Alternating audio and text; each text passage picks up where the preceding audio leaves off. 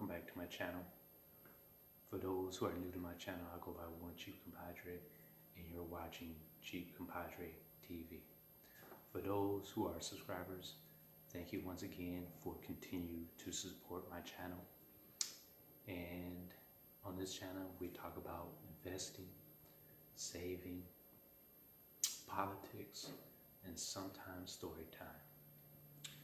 So, last couple of days, weeks, I've been online on social media, and I'm starting to realize certain things where you have some people who don't like this group, and this group don't like that group, and then they do something against this group to get them upset or to make them look bad, or say something to make this other group look bad, and so on and so forth.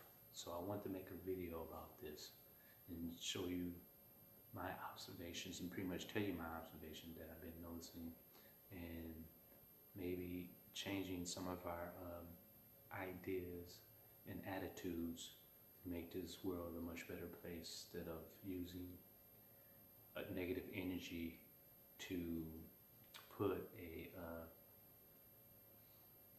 negative spin on something that could lead to other harmful things, where we should be putting more energy into being positive and spending less energy in being negative towards others, even though they may not share the same ideas and ideologies as we do.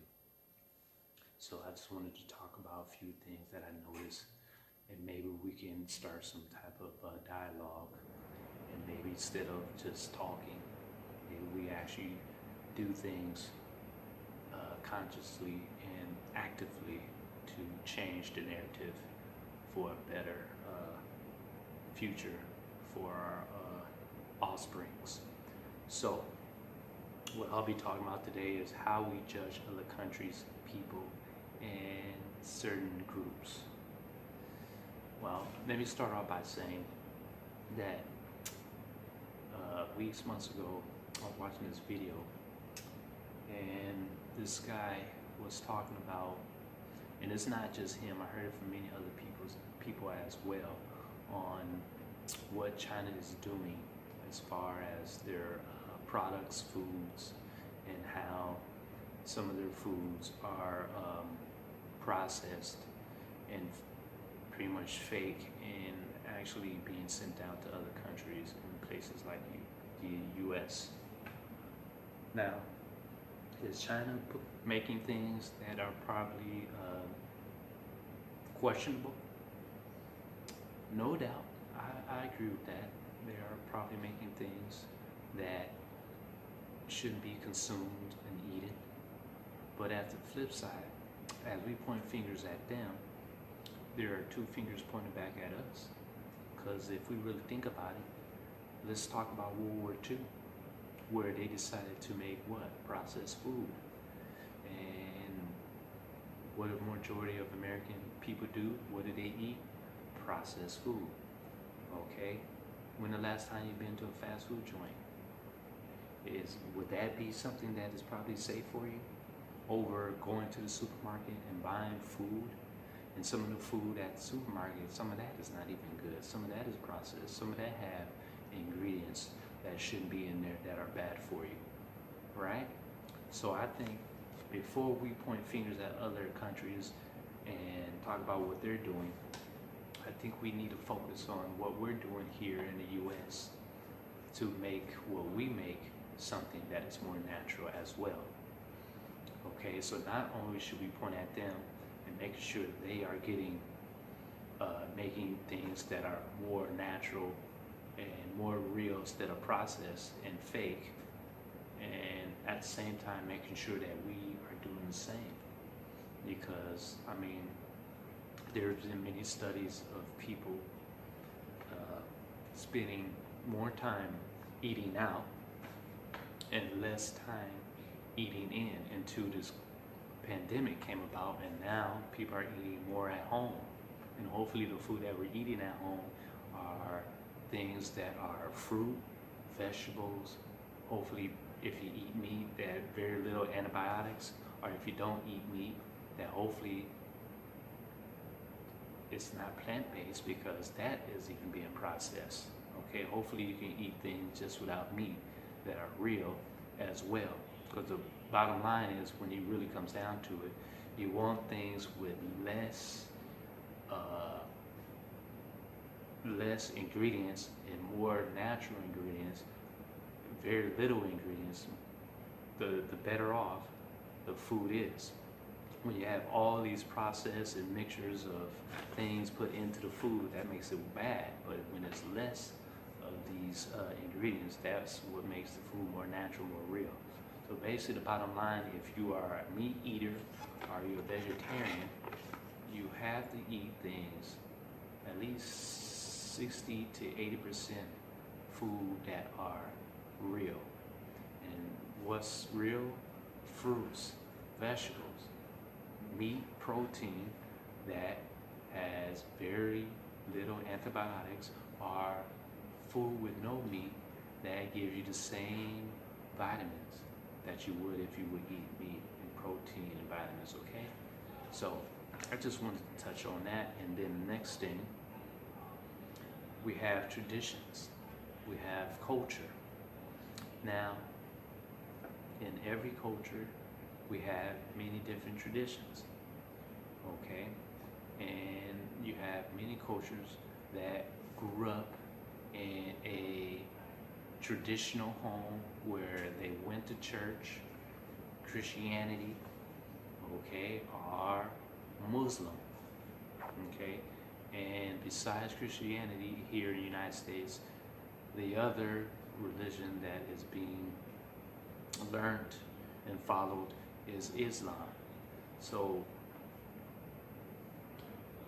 this is an issue that many people are having conflicts with to this very day. You know, one side believe that they should get the Holy Land, other side believe that they should have the Holy Land. This has been going on for centuries. Okay, so this is nothing new. And then I want to talk about BLM, Black Lives Matter. Now, I just seen an incident not too long ago where you had people who pretty much try to destroy the murals of Black Lives Matter. Now, many of those people who did that said that this group, BLM, is a group that's only focused on police brutality. And they should also be focused on black crime. And also they have people who are supporting this group who are being paid. And you also have millionaires and billionaires who are also supporting this group. Now, let's start with black crime. Does it exist? Yes, it does. Does police brutality exist? Yes, it does. Now, if you're not in support of this group because they're only fighting for police brutality, then guess what? Instead of spending time destroying their murals and fighting against them, how about you use all that time and energy to start your own organization where you can fight black on black crime? If you just use the energy positively into doing something that you feel strongly about that somebody else is not doing, then guess what? You need to take on that responsibility instead of wasting time messing with this group and what they're doing. Now, is there many groups that get funding? Yes. Is there many groups that get funding by millionaires and billionaires? Yes. Is there some people who are out there who are getting paid to help support? Yes. That's nothing new. I mean, things like that happens. I mean, how are you going to build a support base? How are you going to build an organization? You have people to help support you. Okay? Just like these other groups that are popping up nowadays, right? You have one group, NFAC, right?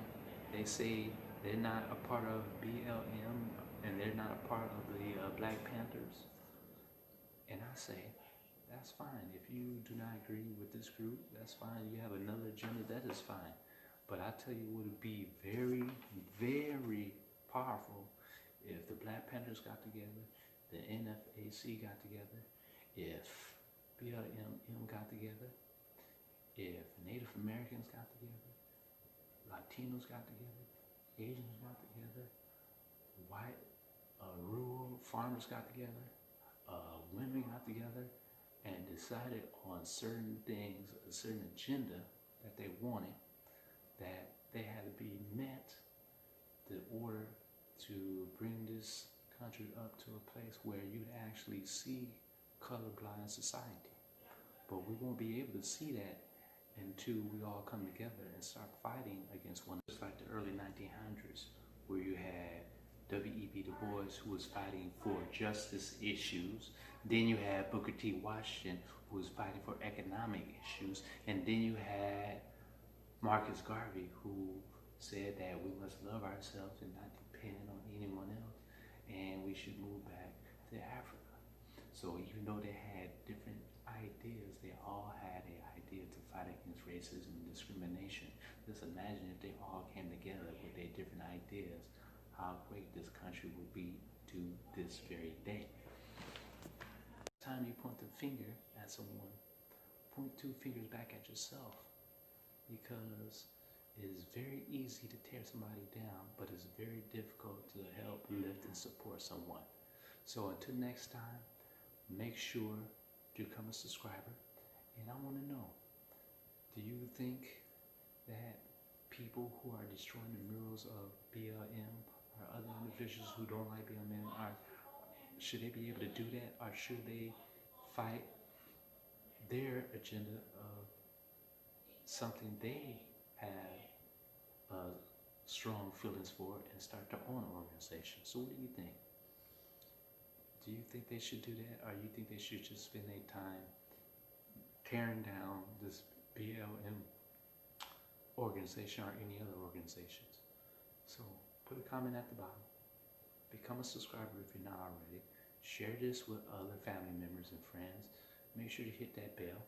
And until next time, have a great day.